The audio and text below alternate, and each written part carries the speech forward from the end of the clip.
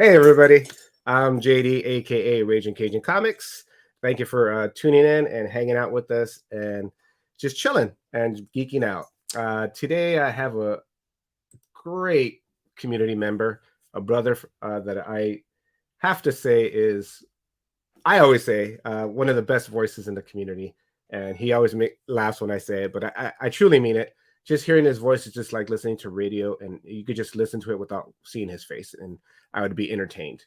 Um, I just can't wait to introduce him, and so we can hang out and see what treasures he has in his collection. But I'm dabbling into new stuff. So on episode number 36, I'm going to introduce him by this little clip. I hope it comes out good. I hope it makes everybody laugh. I'm new at this. I was telling them in the back that I'm not a computer nerd. I'm just a nerd that collects comics and toys and figures and everything. But without further ado, I'm going to introduce him this way, and you're going to see him. So hopefully it comes out perfect. And here we go. I bet where you're from, women practically throw themselves at your feet. Yes! I made you laugh. That's what I wanted. I just watched that movie like a week ago. That's my favorite comedy movie of all time. Love that movie. Okay, made you laugh. I'm happy. I love how several of them play several parts. Yes, he's so clever. Eddie, Arsenio, all of them amazing people. Yeah. So I hope it worked out perfect. Yeah. Oh yeah, Cape Cosmo. Hi JD. Hi everybody. It's Phil. I just had to do it that way. 2:03 in the afternoon here on a Sunday. Back to you. All right, I'll probably lose it laughing. Thank you for taking your time. I know it's crazy over there. K-pop, if you're out there, be safe. Phil, you too. I know it's crazy weather over there. But thank you for taking your time and hanging out with me, brother. Thanks for having me. It's a good time. All right, we're just gonna say hi to the chat real quick, and then I always say do your little a little spiel if you could tell us where you're from and where they can find you on media, so they can follow you and sub you up. I have your information on the bottom, but I'll give you the floor in a second. But we're just gonna say hi to everybody. John, what's up, my Lego brother? You guys actually were introduced to each other on my Hangout once, which was pretty cool. About 3 weeks ago, I believe. I think we talked about the width of a Fisher Price person is 4 things wide on a Lego brick. All right, Wong, what's up, brother? My lion bro. I always play the Switch, which we're talking about in the background. We play Saturdays usually for like an hour or two. So if you ever get into it, Phil, you're always welcome to hang out with us. And then we got Raging Cajun. Forget that guy. We don't need to talk about him. Greatest voice in the community right there. Oh my God, it's starting. I wonder if he has the popcorn and hot dogs in the background. I'll show you my snacks in a minute. Oh, nice. Oh, I just passed. Tylox, what's up, brother? Make sure you follow him. Another brother that hangs out with me and Neighbor to the North, TM, and Roscoe when we do a little Kevin Smith replay about his movies. So hopefully we getting that done soon. I miss them. Is on my channel as one of the designated decoys from. Yes, I was gonna say another member of the decoys. I was about to say that with a couple of those other cats right there, which I love because we're all intertwining with each other. Yeah. Sorry, I still have little nasal problem because it's been cold over here, so I will be drinking my tea from time to time. I apologize. The Comic G-Man, what's up? He had a great show last night. I stayed up for some of it. I just fall asleep because I wake up so early to go to work. But please follow him also. He's on Saturday nights. Oh, speak of the devil, Katie. You have some power, I hope, or she charged all her phones and Switch. Please be safe. Please be safe. Maybe she's plugged in at Kroger's. Yes. What else do we have? While everybody's saying hi to everybody. All right, perfect. Oh, we got James. What's up, brother? We're talking about you in the back. Computer nerd right there. Yes. This guy right here, not me. I'm not a computer nerd. Not yet. Yes, I'm gonna try. Not yet. I have all their VHS tapes.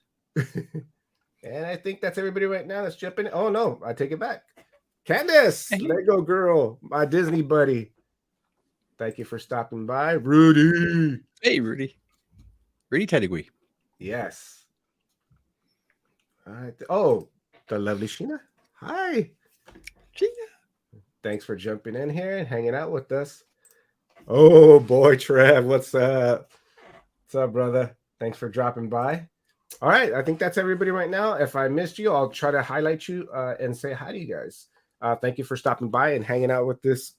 See, I'm telling you, I'm horrible with the camera. I have to go this way. Yes. Yes.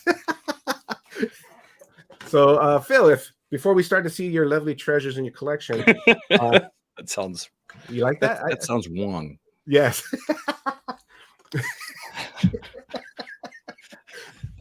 You're gonna have me laughing. I know all day my side's gonna be hurting in about a second. But sorry. No, it's okay. I love laughing. It makes me feel young. I'm gonna give you the floor right now. If you just want to plug all your media. Oh, that's right. You know, I have to just look.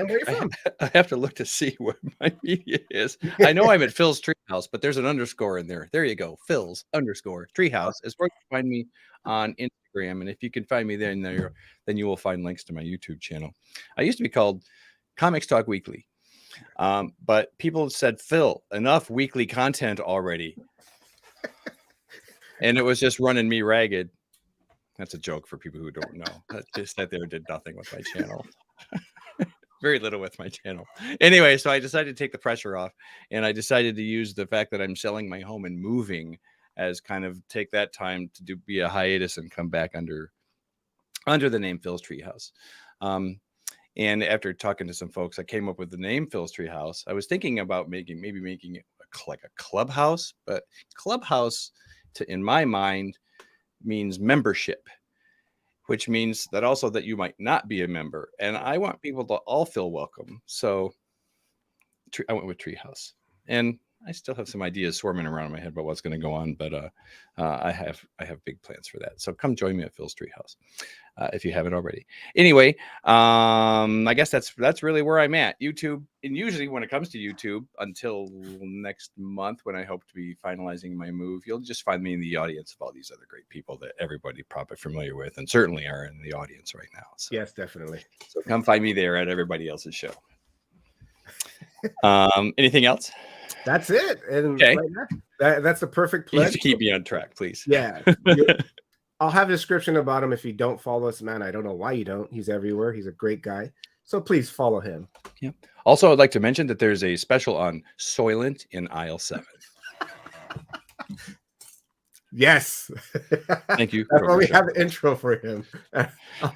I love this so much. Can I do it again? I'm going to do it again. I bet where you're from, women practically throw themselves at your feet. I was thinking of maybe making a segment where some audience some weird or something I should read in a serious voice the next episode. Maybe we'll do that.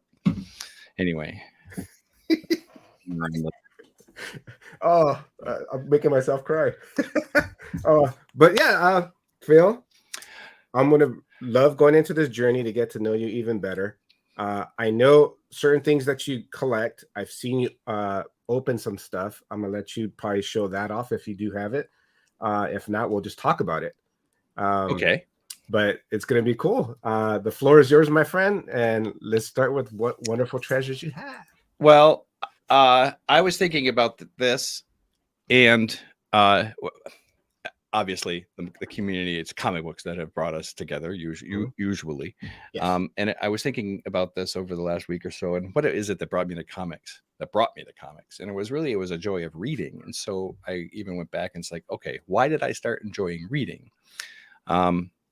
And ultimately my parents always made sure, they would always take my sister and I to the bookstore, wherever that may be. And they encouraged us from the get-go to read. So every time, we would make a trip to the shopping mall, we would go to the bookstore and they would always let us bring something home. So they encouraged reading from an early age. And I was just thinking that the very first book that made an impact on me was by an author called, I think, Norton Juster.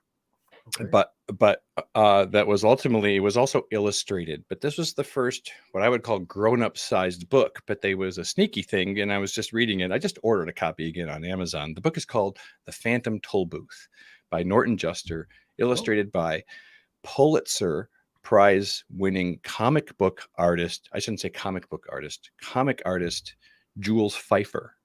If Oh, anybody knows that name, he's not like, I wouldn't say he's a comic book. He's not a Marvel DC person. He's more like illustration. But I got somehow I latched onto that book when I was in 5th grade. It's a oh, big wow. it's like a 200-page book, and they kind of tricked you because it looks like a grown-up book because it's a big thick book, but it's approachable for all ages, and it totally turns the English language on its ear. That's all I'm Oh, going to say. nice. It's a great first book for young adult readers, I would say, or if you want to encourage reading. But anyway, that made me realize, oh my gosh, I can read grown-up books now, and I really like it. And so all of a sudden, that was like all you could find me doing was reading and reading and reading. And for whatever reason, about the same time, the movie At the Earth's Core came out. Okay. My dad would not take me to see it. I'm really glad, because if he had, I would never instead have gotten the book, which was written by Edgar Rice Burroughs, who also created Tarzan and John Carter. Oh, okay. Now the name sounds familiar. So now, if I'm not mistaken, I think the majority of Edgar Rice Burroughs' works originally appeared in serialized form in pulp magazines, but later they collected all those stories in paperback books. And so instead of taking me to see the horrible movie At the Earth's Core, he gave me the book, and I totally got sucked into that book. It's the first of 7 in the Pellucidar series, and because I couldn't get enough of it, I was like drinking up the Ace paperback house ads in the backs and buying every other Edgar Rice Burroughs book I could get. And so over the course of probably 3 years or so, I read all 90 Edgar Rice Burroughs books that were available to find. Oh, wow. And kind of got burned out on Edgar Rice Burroughs. But there's my joy of reading. And at the same time in school, because I was now open to the idea that I could read big grown-up books, I also caught on at the same time to Stephen King. And I would say my first grown-up book that wasn't something like that, pulp adventure or something like that, was Salem's Lot. Ooh. And that had just come out, so I was able to go back and read and catch up on Stephen King book with Carrie and the Shining, and read Stephen King all the way up to Pet Sematary, where I stopped because I kind of became immune to Stephen King, and because that book was just so darn dark, I didn't want any more of that in my life for a while. That is cool. So that's how I developed my joy of reading. Nice. And so I would just say, and I haven't even talked about comic books yet, but if you're a parent or an aunt or an uncle or a sibling of a potential somebody you want to just spark the joy of reading, I would certainly take a look at The Phantom Tollbooth by Norton. I think it's Norton Juster. Yeah, I just wrote it down. So anyway, I ran out of Edgar Rice Burroughs stories, and then one day in a store, I don't know if people know it, called Meijer. It's a big box store up in here. I'm from mid-Michigan. I was just walking down the aisle with my folks during a typical grocery shopping trip, and the word Edgar Rice Burroughs jumped out me on the newsstand in this form. Oh, yeah. And I was like, oh my gosh, there's Edgar Rice Burroughs comics. I had no idea. So this is the very first comic book I ever bought. That is cool. Or that my parents bought for me, probably. I don't know. And I just went home and drank this thing up and looked at all the house ads. I had never really paid attention to a comic. Nothing had made me want to study it before, but boy, this sure did. And I've always had an interest in publishing, which I'll show you in a minute. But anyway, from here, I glammed onto the subscription form and instantly subscribed to this and to Tarzan, which was also coming out at the same time. And then it was funny because the very next issue I got in the mail, the very following issue, Nice. they cancel it. Oh, So very early in the comics, I learned that comics get canceled. And at least back in those days, Marvel told you there's a little blurb on the letter pages where it says, "This is the last issue." And, I would have been like, crushed. I was like, bummer. So like Yeah.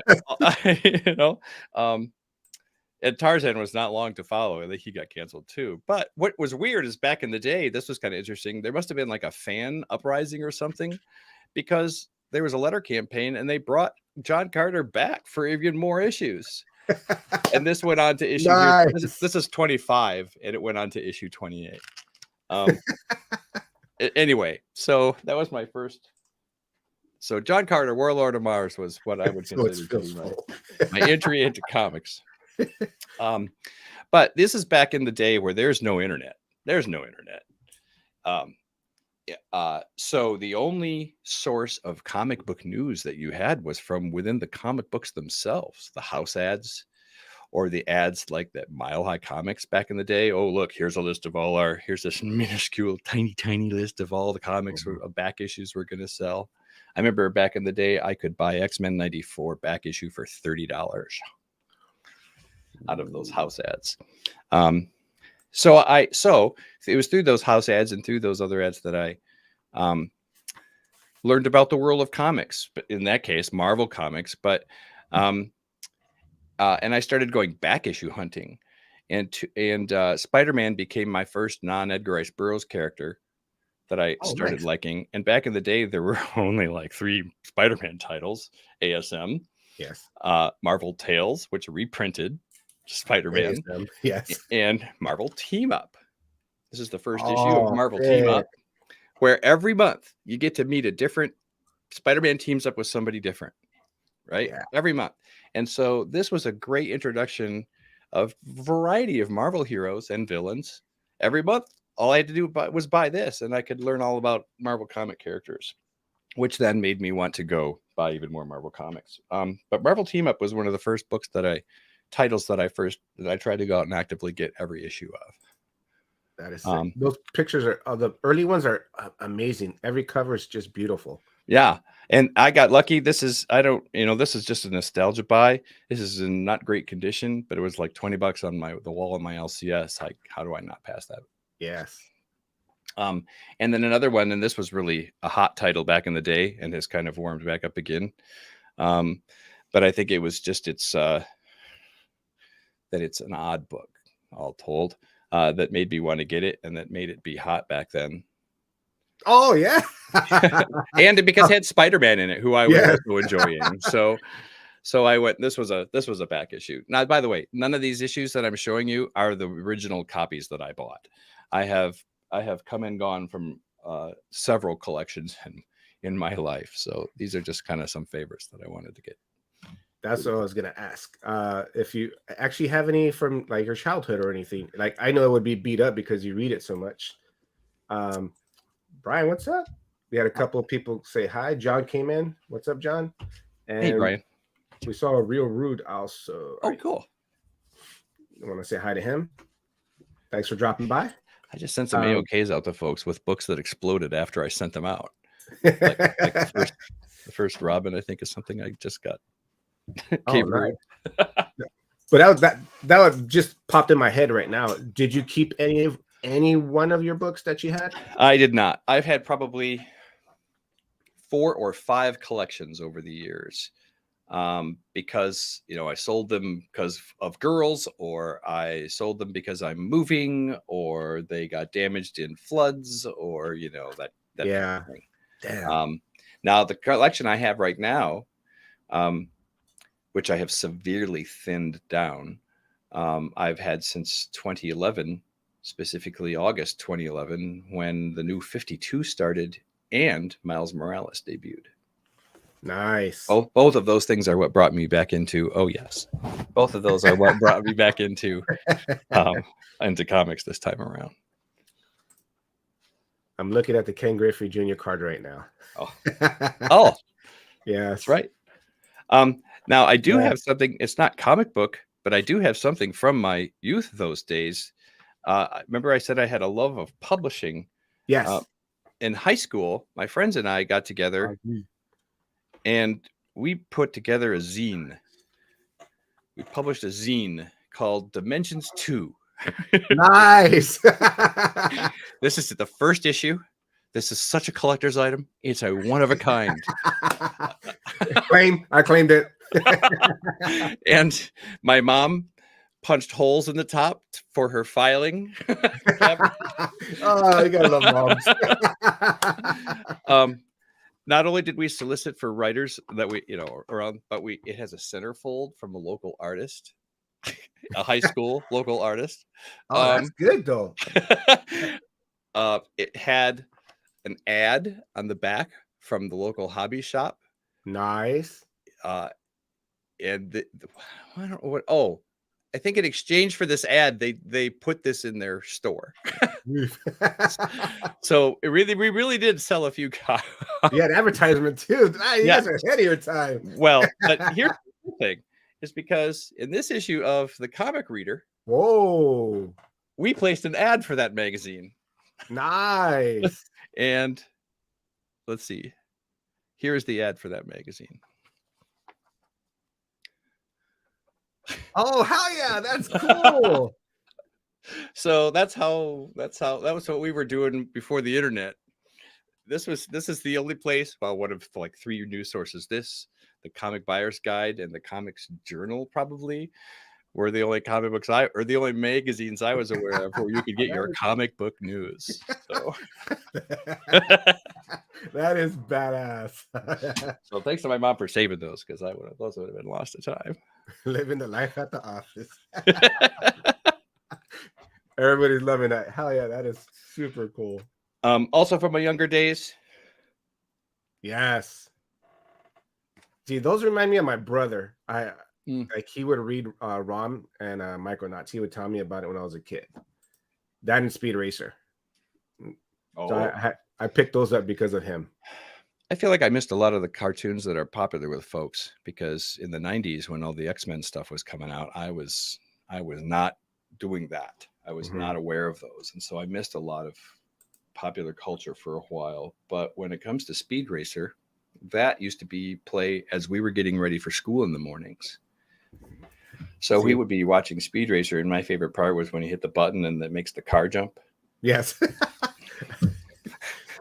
No, but you can always watch it now. It's all on YouTube, or you can even watch it on Disney Plus. Oh, yeah.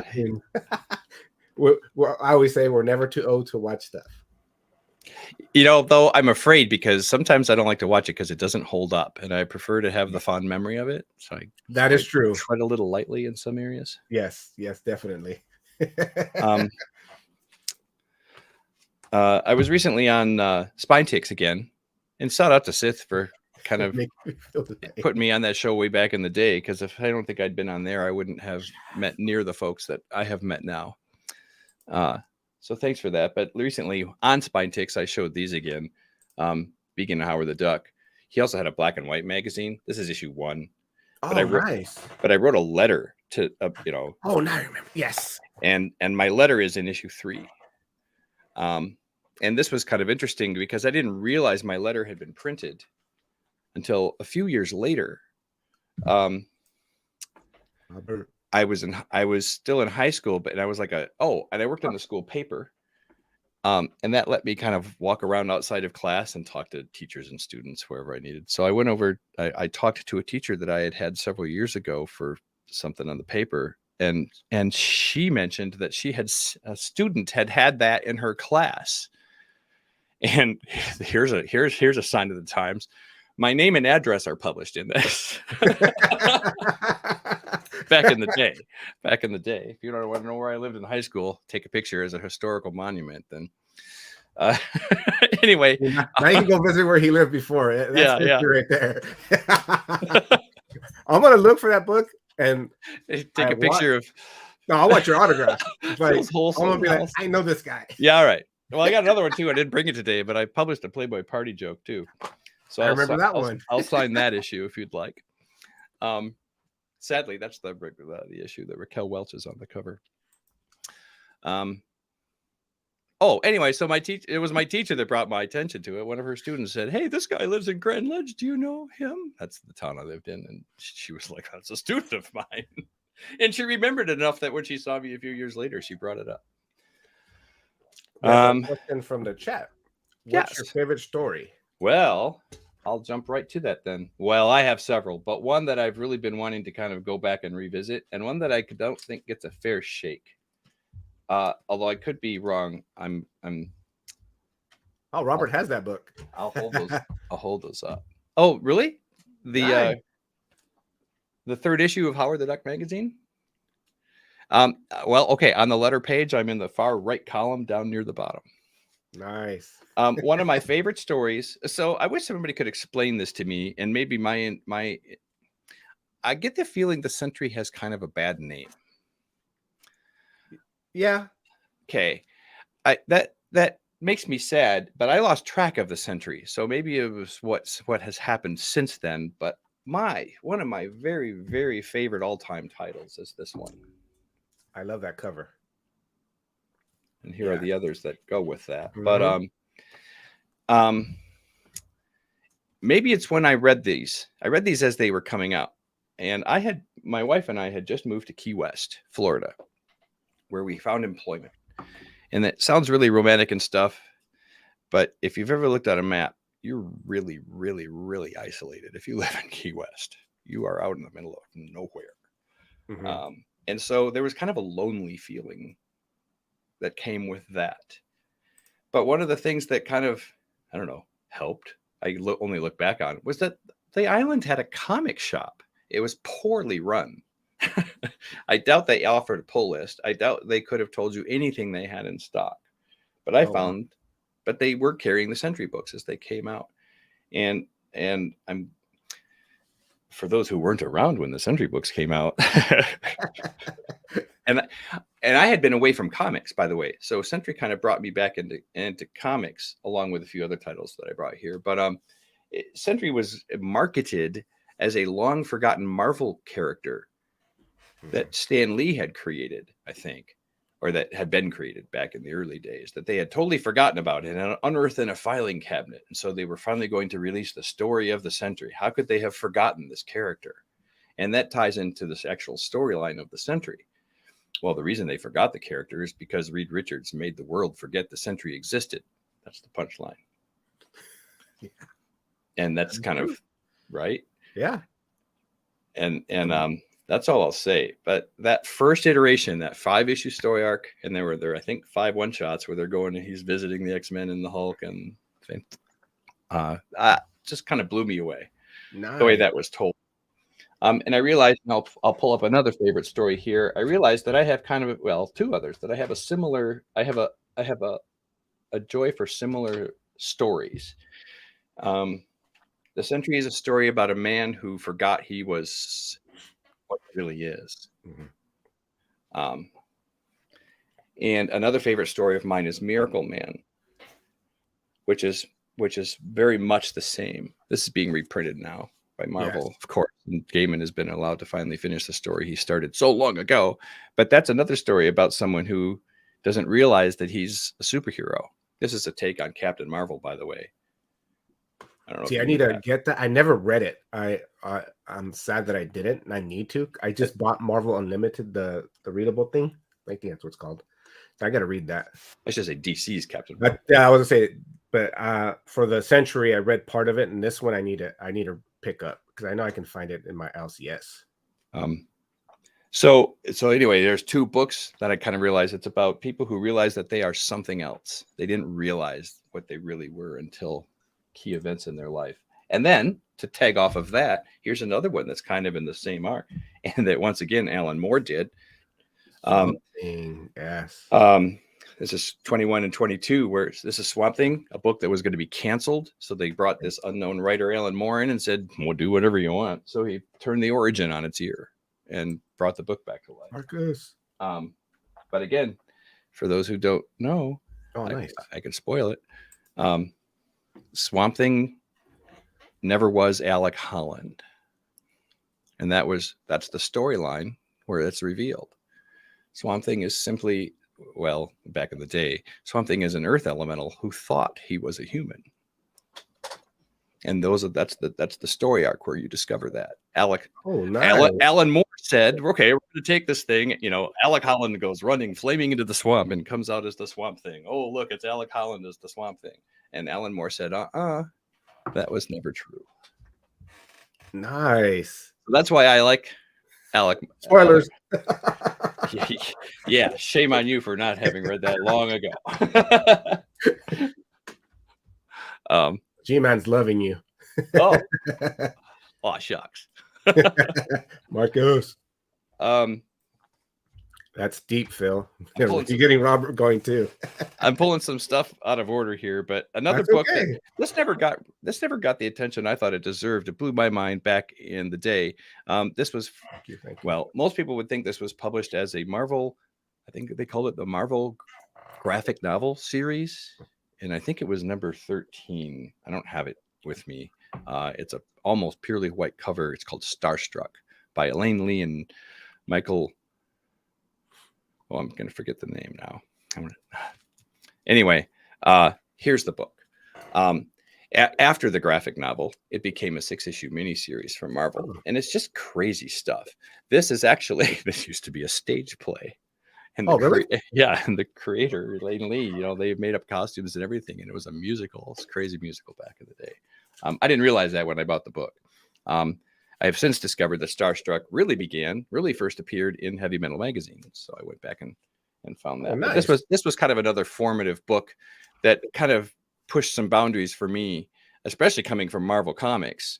And then I brought these as an example of something that a retailer was watching out for me back in the day and recommended that I get these. Nice. So I did. He said, "Hey, have you heard what's going on with Spider-Man?" No.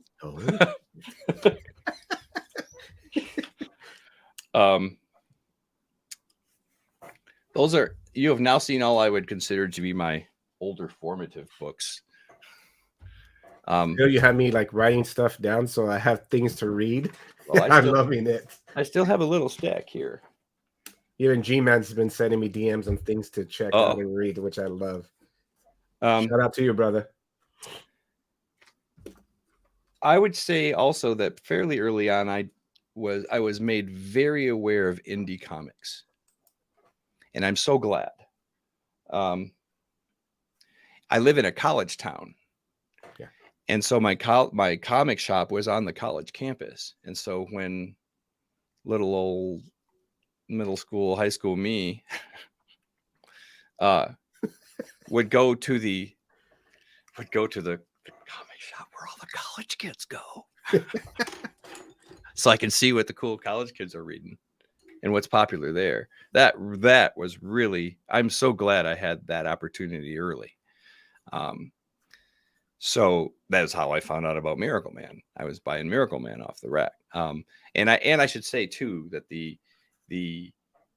I can't remember, Mark was the name of the guy who managed that shop. He was so good at like taking a look at what you're buying and saying, "Oh, if you like these, you should try out that and that and that and that." Yes. He just expanded my horizons. Also at that comic book shop, I met award-winning author Harlan Ellison. Nice. At an autograph session, I met award-winning, Pulitzer Prize-winning author Art Spiegelman of Mouse. It's nice living in a college town who bring in guest speakers. But I also met Dave Sim and Gerhard, creators of Cerebus. And these were all events where there's like lines across, around the block. All these college kids lined up to see these comic stars back in the day. And actually, Harlan Ellison's not really a comic book star. He wrote award-winning episodes of Star Trek and other Hugo award-winning books. But he was there because he had written it. Well, I don't know if that's why he was probably there to speak on campus, but he had recently written an episode or issue of Daredevil. Harlan Ellison, of all people, wrote an issue of Daredevil. So I just brought it to him with a little Bic pen. This is the first autograph I ever went to get, and it just gave him my book. I was just a little kid, and Harlan Ellison was known to be rough on fans who were stupid. He was not a tolerant person, I don't think, which was part of his charm in a way. But I just asked him, "How did you like writing Daredevil?" I said, and he said, he's just a blind Batman. Oh yeah. I never thought of that way, and I'm not sure I would necessarily agree, but that was what Harlan Ellison said. So, so that was joys of growing up at a comic shop on a college campus. Back when indies were becoming popular. And when I say indies were becoming popular, it's because Frank Miller wrote a book called Ronin. Mm-hmm. And some guys made a parody of it called Teenage Mutant Ninja Turtles. Yes. Yep, they did. and then everything went in the black and white world. All these. So did you read Teenage Mutant Ninja Turtles? I had issue 2. I bought issue 2 off the rack. Wow. I bought 2 through 10 and stopped. Nice. And in that was, I think there were 4 issues where each issue had a guest person come in, like Dave Sim with Cerebus came in. Or am I thinking of Spawn? Because that's Spawn. Farland did that too. Yeah. Oh, okay. Yeah, that's issue 10, I think. Yeah. Okay. Yeah. One of those books was the first Color Turtles too. And I don't remember which. Anyway, lost to the sands of time. I know. But we all have those stories, the books that got away. That's true. But I love it that to me, it's history. You picked it up out of the stands, which is amazing. That is so cool. Well, and again, credit to that college comic shop, because that guy or whoever was running that thing, they had their ears to the ground for all the small press publishers. They were clearing. Well, I can't even list them all. They were carrying them. And that's why I was like, what should I be buying? I'm watching what everyone else is buying because I wanted to know what the cool stuff was. That is cool. I'll keep going. I haven't mentioned any DC yet. Okay. When it comes to DC, I'm a big fan of the darker stuff, the Vertigo line, and now the Black Label. And so, speaking of history, I was around at the birth of Vertigo for a while. I had every Vertigo comic there was. Karen Berger, who now has her own imprint at Dark Horse, was the one who brought all that talent overseas from the UK. Alan Moore and Grant Morrison and Neil Gaiman and all those folks. So, here are 2 favorites. Oh, I love those covers. Those are amazing.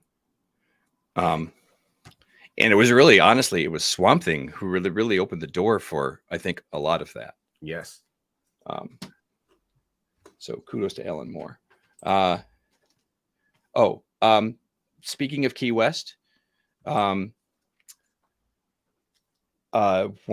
there were 3 books that came out that I really enjoyed from Bendis when he was the superstar landing on the scene that he did, Alias.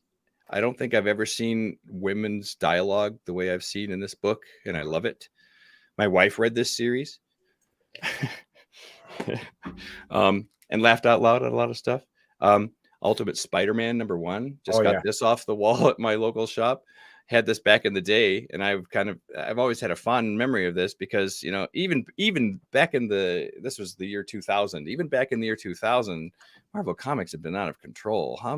It's hard to get into Spider-Man. There's so many issues. So the Ultimate Universe was kind of a way to start fresh. That was a perfect way to jump in. And then the Power series, which I think had started to catch a little fire before his Marvel stuff did. And I think people are going, ooh, this indie writer is over at Marvel now doing this other stuff. So I think that's how that worked. Also around the same time, and this is a special cover of this book, I was really becoming a fan of Grant Morrison. And here's some Marvel work he did. This is an alternate cover of Marvel Boy. Nice. This is I just picked that up recently. Dynamics. The whole set. I bought it on I hear rumors every now and then, you know, like he might be entering, you know, cinematic universes and things. So, but I don't know, or may have it. Well, the rumors I hear are always rumors that, you know, affect the value of books, which I always, I totally agree. Speaking of Warren Ellis, coming to the end of my stack. I started reading a book again in Key West called Wildcats 3.0. Joe Casey was writing it, but it was just a different kind of, I even used the term superhero book loosely at that time because it was like industrial espionage. In Wildcats, there are two warring alien factions disguised as human beings. Yes. And at least one of them is running a company trying to create batteries that will never burn out, which makes everyone mad. Anyway, and then, but they use superhero, they use the Wildcats, covert action team to do all their dirty work, to do all their, that's so weird to me. So I really got into Wildcats and it made me backtrack. I don't know how often you do that. You'll find something and you're really interested in it and you go, I need to find out the history on that. So you'll go buy series that came out before, or you'll do research on characters and go buy previous storylines. Anyway, that led me down to what is in my mind the beginning of the Stormwatch universe, Stormwatch number 37. Oh, this is I think this is Warren Ellis's first issue, but I had never read Stormwatch before this, and right before this, this is like a reboot issue. A couple team members are killed right before at the beginning of this issue. They're all coming back from a big battle. From the previous storyline, but they encountered the alien, like literally Ridley Scott's Alien. It was Wildcats versus aliens. Where a lot of their team had died. I don't know if they were killed by aliens or not, but this was where Warren Ellis came on and said, okay, here's what the new Stormwatch is going to be like. And for the next 13 issues, this ended with issue 50. He laid the groundwork for what later became the Authority and the other Wildstorm books to come for a while. So I was very happy to hear when. See, I jumped off Image right there because there are so many delays, and I don't hate. I'm mad that I did. Oh, well, actually, I see. Oh, well, I wasn't buying them, so I wasn't. I had the luxury of going back and just getting them, catching up on the back issue bins. Another Grant Morrison, another DC book, and I'm always reminded of this book, especially now because Stray Dogs has been popular. We Three. This is the Grant Morrison book where every cover of this 3-issue series is a missing family pet. And what we don't know until you start reading the series is that each one of these pets has been reappropriated by the military and experimented on, and now they're a deadly killing machine. And they've escaped. So that's what this is about. Nice. But it's just little Fluffy, who's now a killing machine and can talk. They're giving me knowledge right here, dude. I have a list. Look at. Okay. Well, I got 3 more knowledges for you, and then I'm done almost. I don't know why. I'm so glad I shed this bug. I used to be a completist. Here's an example. Yes. Well, so for example, I have every cover of every Miles Morales book that Bendis wrote. Oh, nice. Every cover.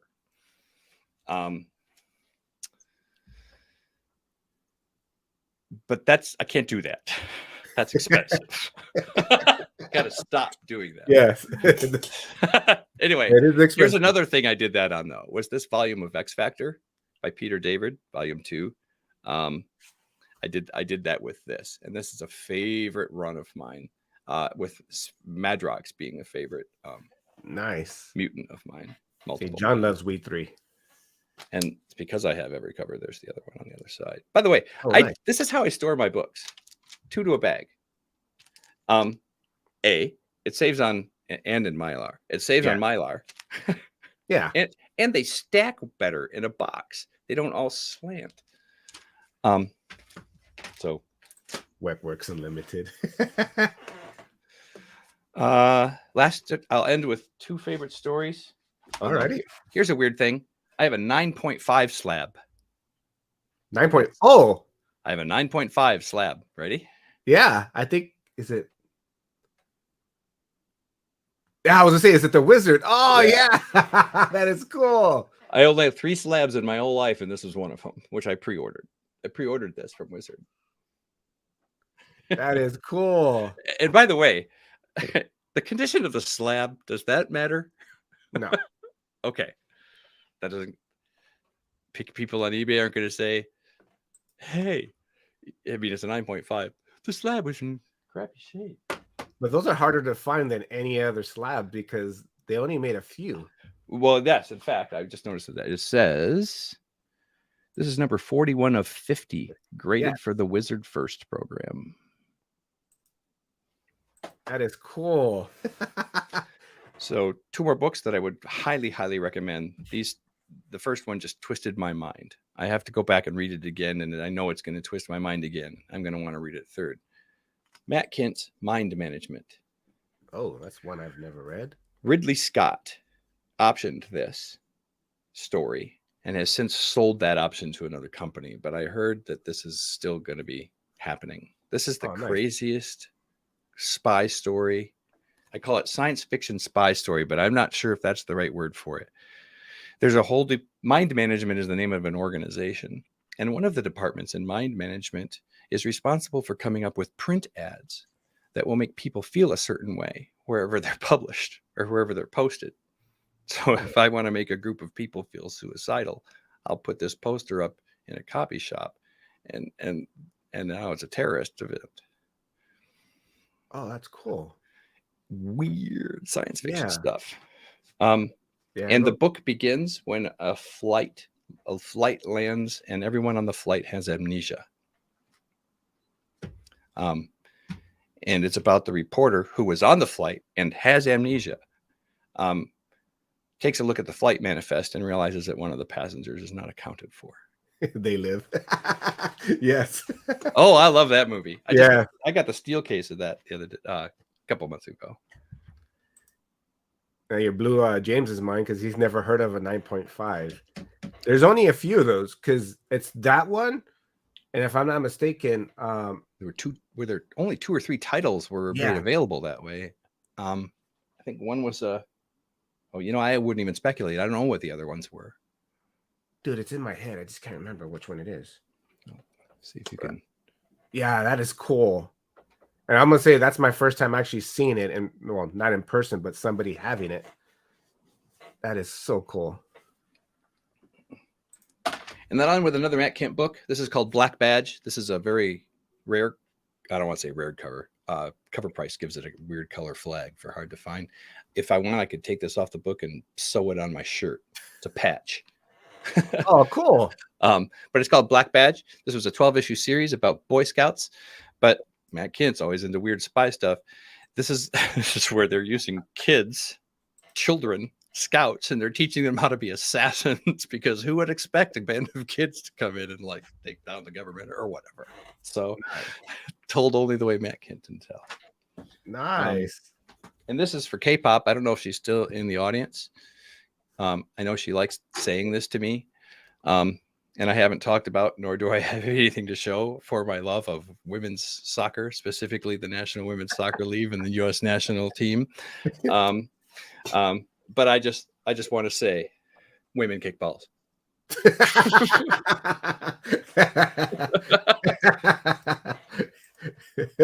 She's here. Yeah, okay. That's all I got. That's a perfect way. Oh, you have her dying. I've been saving that. I opened that today just for you, K-pop. We sure do. Oh man, dude, those are cool books, brother. Thank you for sharing. You have me checking into some books that I've never heard of, and you showed me something I've never seen, like on a screen or anything, besides on the one of those old Wizard books where it actually said you want to get a 9.5. Oh man, this was badass. Well, thank you. I'm glad you had fun. I had fun. I had fun. This is amazing. And we were right at the 1 hour mark. So I knew you were going to time it perfect. Everybody, thank you for hanging out with us. Katie, be safe. I know you too, Phil, are over there freezing your heinies off. If it's any consolation, it's getting better here, K-pop. So I'll send it your way. Yes. So please be safe, Katie. Phil, I thank you. Everybody here probably thanks you for showing some cool stuff. And now I have to go back to Stormwatch because I collected Stormwatch 1 through I think 25, and they started delaying more. So I stopped buying Image, and then I kind of stopped collecting for like 10 years. Man, this was so fun. Thank you so much. Thank you, everybody. Yeah, see, it's the same thing, James. You have so many books that he didn't know about. See, old guys got good spec. You're not old. You're not old. Yes. Oh, everybody was loving you, brother. Yes. Phil, thank you. Make sure you catch him on all his platforms. Go follow him. I just follow him just for his voice. No, just kidding. But thank you, brother. You have a great week. Everybody be safe. Phil, thank you. Everybody, I'm going to do something else new. See if this works, that we're going to exit out on this. So everybody be safe, and you guys have a great day.